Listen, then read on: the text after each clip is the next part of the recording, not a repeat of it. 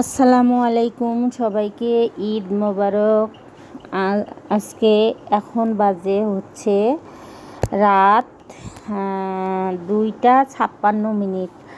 তাই আমি ঈদের দিন সকালের প্রিপারেশন নিলাম। প্রথমে রান্না করেছি পায়েস,